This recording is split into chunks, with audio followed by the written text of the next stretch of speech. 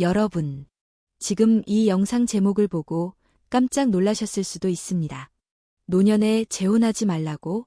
그게 무슨 말이야? 혼자 외롭게 사느니 따뜻한 동반자와 함께하는 게 낫지 않나? 어쩌면 이렇게 반문하셨을지도 모릅니다. 하지만 잠깐만 멈춰서 한번 생각해 보세요. 혼자가 외로워서 손을 잡았는데 그 손이 결국 당신의 평화를 흔들고 당신의 자식들과의 관계를 망가뜨리고 삶의 마지막 장을 후회로 물들이게 된다면 그 손 정말 잡을 가치가 있을까요? 오늘 제가 들려드릴 이야기는 한두 사람의 특별한 사례가 아닙니다. 지금 이 순간에도 전국 곳곳에서 수많은 어르신들이 실제로 겪고 있는 이야기입니다. 사랑인 줄 알고 시작했는데 이제는 혼자였던 때가 더 그리워져요. 처음엔 외로움을 덜고 싶었는데 지금은 하루하루 눈치 보며 사는 게 더 힘들어요. 이런 고백 정말 많습니다. 누구나 한 번쯤은 누군가와 다시 시작하면 좋지 않을까. 그런 생각을 해보셨을 겁니다. 하지만 그 시작이 과연 당신의 삶의 위로가 될지 아니면 또 다른 후회의 시작이 될지 한 번쯤은 정말 깊이 생각해 보셔야 합니다. 지금부터 그 이야기를 하나하나 풀어드리겠습니다. 이 영상이 당신의 인생에 아주 작지만 중요한 멈춤표가 되어주길 바라며 절대 가볍게 넘기지 마세요. 지금 이 순간 당신의 선택이 앞으로의 10년을 바꿀 수 있으니까요. 여러분, 사람은 혼자 살아갈 수 없는 존재라고 하죠. 하지만 함께하는 삶이 언제나 행복한 삶으로 이어지는 것은 아닙니다. 특히 나이가 들수록 함께라는 단어에 기대는 마음이 점점 커지지만 그 기대가 현실에서 얼마나 불편하고 아프게 변할 수 있는지를 경험해본 사람들만이 말할 수 있습니다. 노년의 외로움은 젊은 날의 그것과 다릅니다. 젊을 땐 친구도 많고 일상에 쫓기고 내일에 대한 기대도 있기에 잠깐의 고독이 오히려 사색의 시간이 될 수 있습니다. 하지만 나이가 들면 그 고독은 사색이 아니라 생존의 정적이 됩니다. 하루 종일 말 한마디 섞지 않은 채 TV 소리만 울리는 집, 문 열고 들어왔는데 반겨줄 이 하나 없는 현관. 그 고요함 속에서 많은 이들은 문득 이렇게 생각합니다. 이러다 정말 아무도 모르게 내가 사라지면 어쩌지? 그런 두려움이 마음에 스며들기 시작하면 사람은 본능적으로 누군가의 체온을 찾게 됩니다. 그게 바로 노년의 재혼을 결심하게 되는 심리적 출발점입니다. 한 68세 여성의 이야기를 들어볼까요? 남편이 세상을 떠난 지 6년쯤 됐을 때였어요. 처음 2에서 3년은 그냥 견딜만 했어요. 오히려 조용히 내 인생을 돌아보는 시간이라 좋았죠. 근데 어느 날 감기에 걸려서 끙끙 앓고 있는데 냉장고 문을 열었더니 먹을 게 하나도 없는 거예요. 그 순간 너무 서글퍼서 눈물이 나더라고요. 그저 아프니까 밥 챙겨줄 사람 한 명만 있었으면 그런 생각. 이 여성은 그때 처음으로 누군가와 다시 살아야 하나? 란 고민을 했다고 합니다. 단순히 사랑해서가 아니라 외로움이 너무 무거워서였던 거죠. 이야기는 아주 흔한, 그러나 아주 깊은 진실을 품고 있습니다. 노년의 재혼은 사랑이 아니라 외로움의 무게에 이끌려 시작되는 경우가 많다는 것. 이런 선택은 처음엔 따뜻해 보입니다. 누군가와 밥을 먹고 이야기를 나누고 밤이 되면 같은 공간에 누군가 있다는 것만으로도 안정감을 느낄 수 있으니까요. 하지만 문제는 그 다음입니다. 외로움을 피하고 싶어서 시작한 관계가 실제로는 훨씬 더 지치고 외로운 현실로 다가오는 경우가 많습니다. 한 72세 남성은 이렇게 말했습니다. 솔직히 말하면 외로워서 시작했어요. 같이 밥 먹고 산책도 하고 누가 옆에 있다는 게 그리웠으니까요. 근데 막상 살아보니까 말투 하나, 생활 습관 하나 다 맞지 않는 거예요. 나는 아침에 일찍 일어나서 신문 보는 게 습관인데 그 사람은 10시 넘어서까지 안 일어나요. 잔소리한다고 싫어하고 나는 된장찌개 먹고 싶은데 그 사람은 꼭 치즈 넣은 파스타 같은 거래요. 그 남성은 결국 8개월 만에 다시 혼자의 삶으로 돌아왔습니다. 그는 재혼을 이렇게 회상합니다. 혼자는 외롭지만 불편하진 않았어요. 근데 둘은 함께인데도 불편하고 더 고립되는 느낌이 들더라고요. 이런 사례는 생각보다 훨씬 많습니다. 고령사회로 진입한 지금, 노년의 재혼율은 늘어나고 있지만 그만큼 이혼도 빠르게 늘고 있습니다. 왜냐하면 노년에는 서로를 바꾸거나 이해하려는 에너지가 젊을 때만큼 남아있지 않기 때문입니다. 사람은 누구나 자기가 살아온 방식이 있습니다. 50년, 60년 동안 쌓여온 삶의 패턴은 누군가를 만나 하루아침에 바꾸기 어렵습니다. 그리고 그 고정된 생활 방식이 충돌하면 서로 이해하려는 시도는 빠르게 포기되고 대신 피로감과 지침이 찾아옵니다. 그럼에도 불구하고 왜 사람들은 이토록 어렵고 힘든 관계로 발을 들이게 될까요?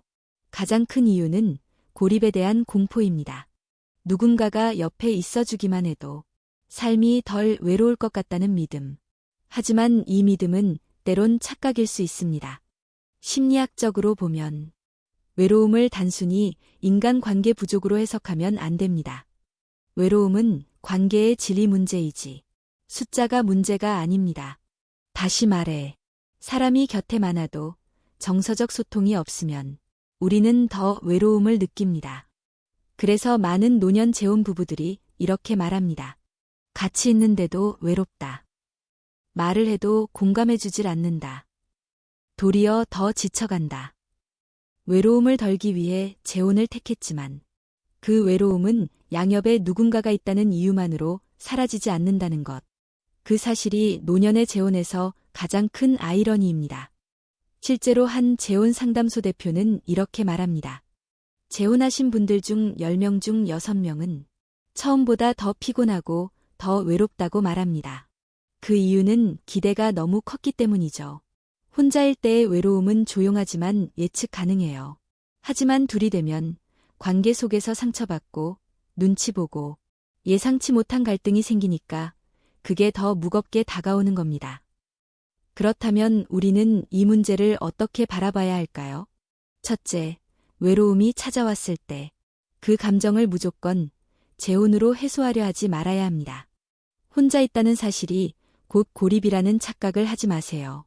혼자 있는 시간 속에서도 자기만의 리듬, 안정된 생활, 건강한 취미, 정기적인 친구들과의 만남 등으로 삶의 균형을 유지할 수 있습니다. 둘째, 관계가 필요하다면 재혼이 아닌 우정이나 교류를 통해 정서적 소통을 먼저 시도해보는 것이 좋습니다. 커뮤니티 활동, 동호회, 복지관 프로그램, 온라인 동년배 커뮤니티 등 자신이 속할 수 있는 안전한 모임을 통해 외로움을 완화하는 것이 훨씬 건강하고 지속 가능한 방식일 수 있습니다. 셋째, 재혼을 결심했다면 그 감정이 외로움의 반사작용인지 정말로 상대와의 교감과 존중에서 비롯된 것인지를 신중히 들여다보는 과정이 필요합니다. 외로움을 이기기 위해 누군가를 선택한 것이 아니라 그 사람과 함께하면 내가 더 나다워질 수 있다는 확신이 있어야 그 재혼은 조금이라도 오래 갈 수 있습니다. 마지막으로 어떤 결정을 하든 자신의 삶을 더 나아지게 만들 수 있는 선택인지 끊임없이 물어보아야 합니다. 그 질문 앞에서 진심으로 그렇다고 말할 수 없다면 아직 그 선택은 때가 아닌 것일지도 모릅니다. 노년의 재혼을 결심한 순간 그 선택은 단지 본인의 인생만을 바꾸는 것이 아닙니다. 가장 가까운 혈육, 바로 자녀들과의 관계가 눈에 띄게 흔들리기 시작합니다.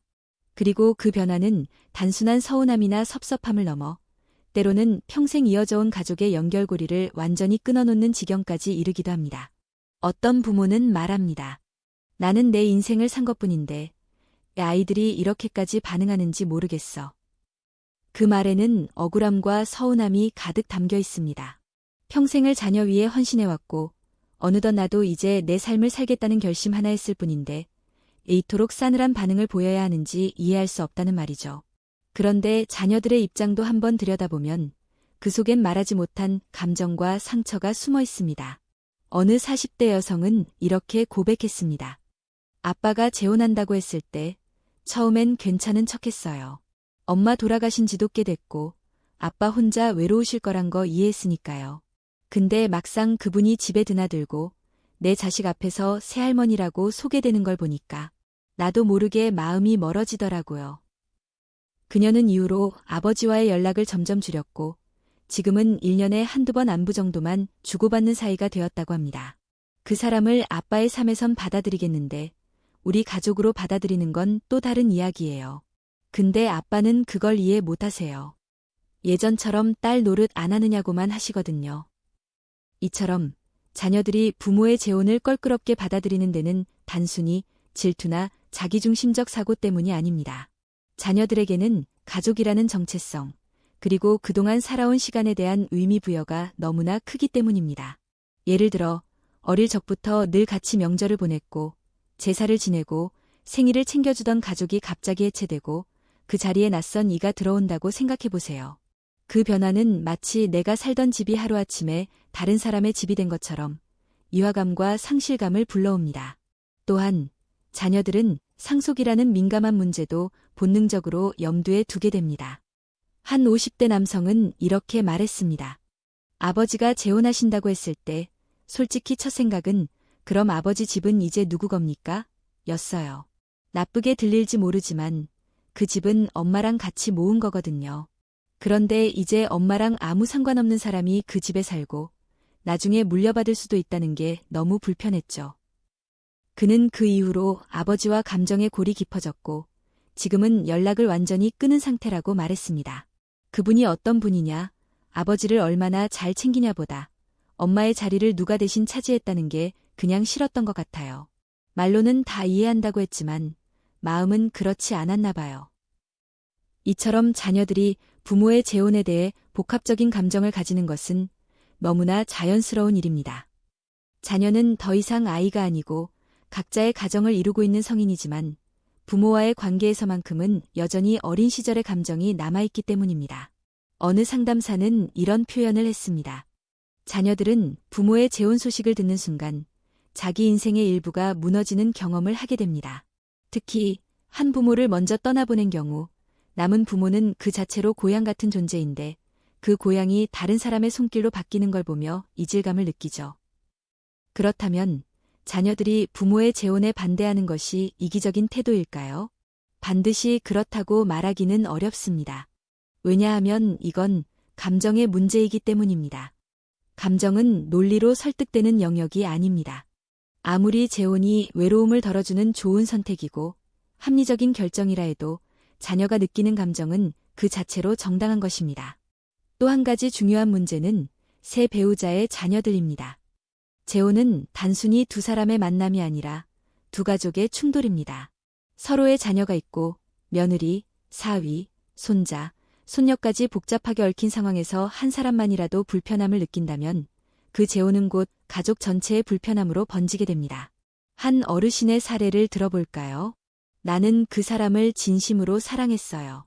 자식들도 다 장성했으니까 나와 그녀의 인생을 살면 된다고 생각했죠. 근데 어느 날부터 우리 딸이 전화도 안 하고 손주도 안 데리고 오더라고요. 알고 보니 그 여자가 우리 집에 와서 앉아있는 게 불편하다는 거였어요. 나보고 아버지가 아니라 그 여자 편 들었다고. 이 어르신은 그 이후로 자식과 거의 연락을 끊고 살았다고 합니다. 그 사람도 미안했는지 결국 나갔어요. 그리고 나는 두 사람을 다 잃었죠. 하나는 가족, 하나는 사랑. 이처럼 노년의 재혼은 누구 하나의 마음만으로는 성립되지 않습니다.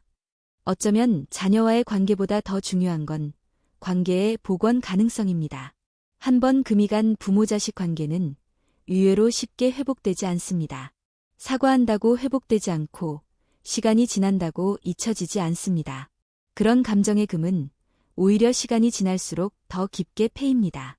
그래서 결정을 내리기 전 부모는 자녀의 마음을 충분히 읽고 시간을 두고 조율하고 재혼이라는 말보다는 동반자 또는 좋은 친구라는 표현으로 조금씩 마음의 벽을 허물어가는 것이 중요합니다.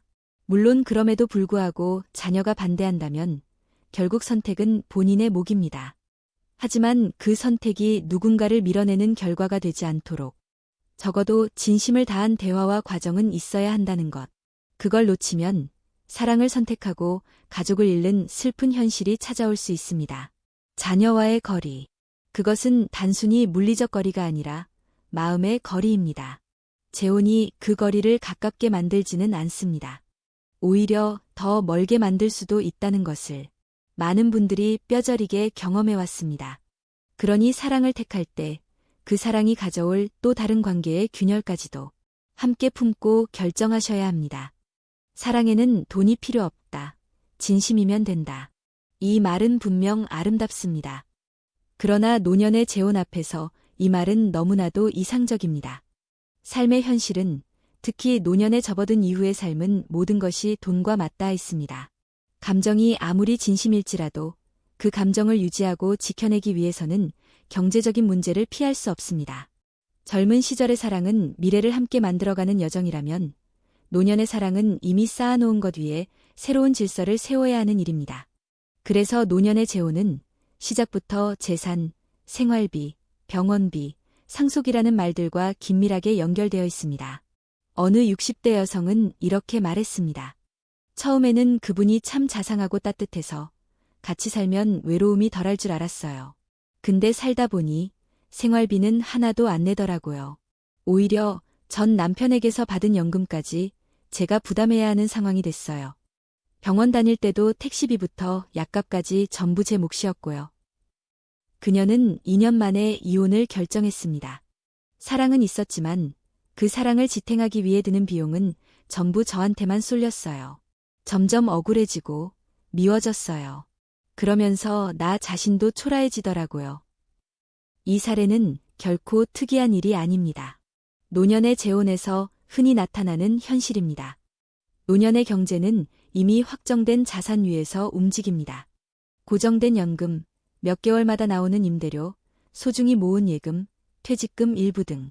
그리고 더 이상 큰 수입이 들어오지 않는 상황에서 갑자기 타인을 위한 지출이 늘어나는 건 감정적으로도 실질적으로도 큰 부담이 됩니다. 그리고 그 부담은 곧 갈등으로 번집니다. 어떤 남성은 재혼한 뒤 생활비 문제로 심한 스트레스를 겪었습니다. 처음에는 반반씩 하기로 했어요. 근데 몇 달 지나니까 요즘 돈이 좀 빠듯해서라는 말을 자주 하더라고요. 결국엔 전기세, 관리비, 식비, 병원비까지 다 내가 내게 됐어요. 내가 뭘 잘못했나 싶은 생각까지 들더라고요. 결국 이 남성은 갈등 끝에 집을 나왔습니다. 그분은 자꾸 사랑이 있으면 그 정도는 감수해야지라고 하더라고요. 근데 난 사랑도 중요하지만 나 자신도 지켜야 하잖아요. 노년 재혼에서 경제적 갈등은 단순히 돈 몇 푼의 문제가 아닙니다. 누가 더 희생하느냐, 누가 더 부담하느냐의 문제로 확장되면서 감정까지 상하게 만듭니다. 또한 상대방에게 자녀가 있을 경우 그 갈등은 더 심화됩니다. 실제로 많은 분들이 상대의 자녀들로부터 우리 엄마 돈 쓰지 마세요. 아버지 병원비를 왜 우리 엄마가 내야 하죠? 이 집은 우리 엄마 이름으로 되어 있는데요. 라는 말을 듣고 상처받았다고 합니다. 어떤 여성은 이렇게 말했습니다. 남편 자식이 그러더라고요. 우리 아버지 모시면서 우리 집 재산 건드리지 마세요. 순간 숨이 막혔어요. 내가 뭘 훔쳤나요? 내가 뭘 요구했나요? 그냥 같이 살아주는 것도 고마운 일인데 너무 모욕적이었어요. 이처럼 재혼한 배우자의 자녀들은 감정적으로도 재산적으로도 민감하게 반응합니다. 그리고 부모는 그 사이에서 방어도 못하고 중재도 못한 채 더 깊은 혼란 속으로 빠지게 됩니다. 또 다른 사례도 있습니다. 한 70대 남성은 재혼 후 아내의 병간호를 하게 됐습니다. 몇 달 동안 병원을 오가고 간병인을 쓰다 보니 돈이 많이 들었어요. 그런데 그분 자식들은 병원에 한 번도 안 왔어요. 간병비도 나 몰라라 하고요. 나중에 보니까 당신이 남편이니까 당신이 책임지셔야죠라는 식이더라고요. 내가 왜 이렇게까지 해야 하나? 허탈했어요. 이렇게 병원비나 요양비 같은 실질적인 지출이 생기면 책임 소재를 놓고 갈등이 증폭됩니다. 처음엔 사랑으로 시작했지만 결국 계산서 앞에서 관계가 흔들리는 일이 너무 많습니다. 또한 상속 문제는 말만 꺼내도 예민해집니다. 이 집은 누가 물려받을 건가요? 어머니가 돌아가시면 그 집 절반은 우리 목 아닌가요? 새아버지 이름으로 된 보험은 누구 명의로 들어있죠? 이런 질문들이 가족 간의 신뢰를 깨뜨리고 부부 사이의 평온을 무너뜨립니다. 어떤 경우는 아예 사전에 유언장을 작성하는 경우도 있습니다. 나는 이 집을 누구에게, 이 통장은 누구에게.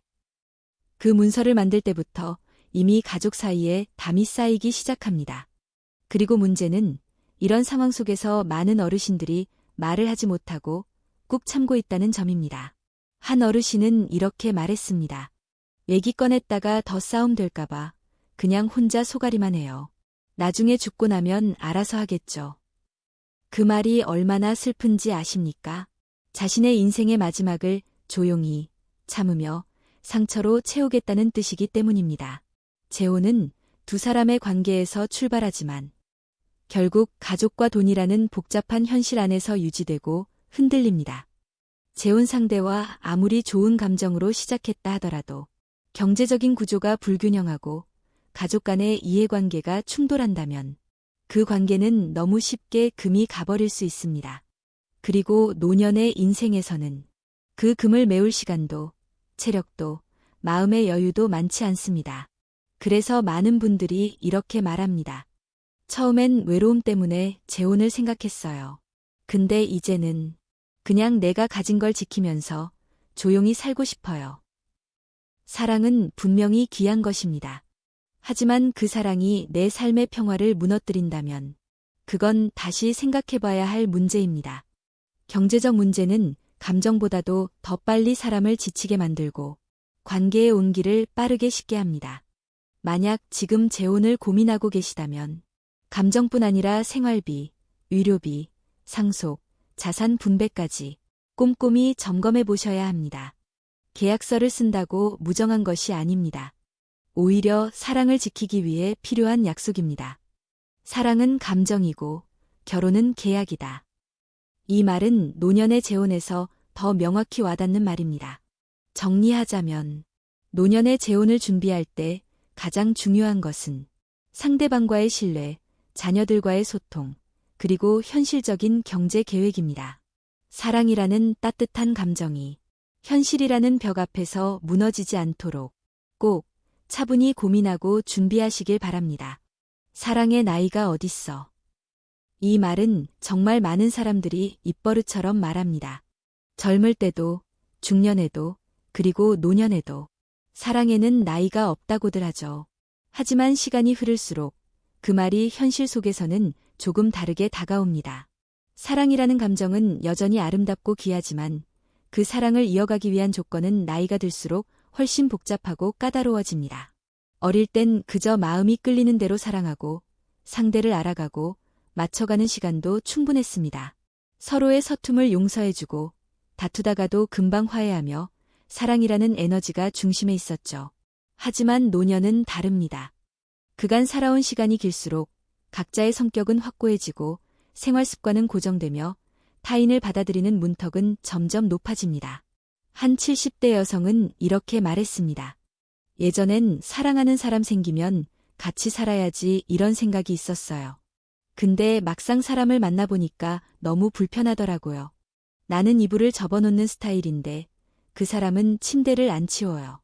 나는 밥 먹을 때 조용히 있는 편인데 그분은 식사 내내 계속 말을 걸고요. 말이 사랑이지 실상은 생활이더라고요. 그녀는 결국 동거를 중단하고 지금은 따로 연락만 주고받고 있다고 합니다.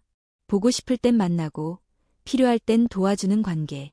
그게 저한테는 훨씬 편하더라고요. 이야기를 들은 다른 어르신은 고개를 끄덕였습니다. 나이 들면 말이야. 사랑이 필요한 게 아니라 평화가 필요한 거야. 그 말에는 단순한 철학이 아니라 삶에서 얻은 진짜 통찰이 담겨 있습니다. 노년의 삶은 단순하지 않습니다.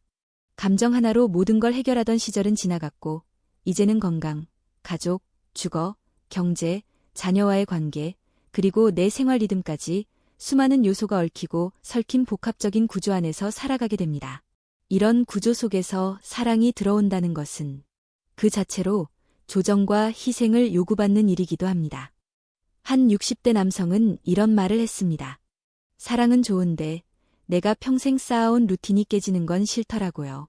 난 새벽에 일어나서 운동하고 혼자 조용히 신문 보면서 아침을 시작하는데 새로 만난 사람은 밤늦게까지 TV를 틀어놓고 잠을 안 자요.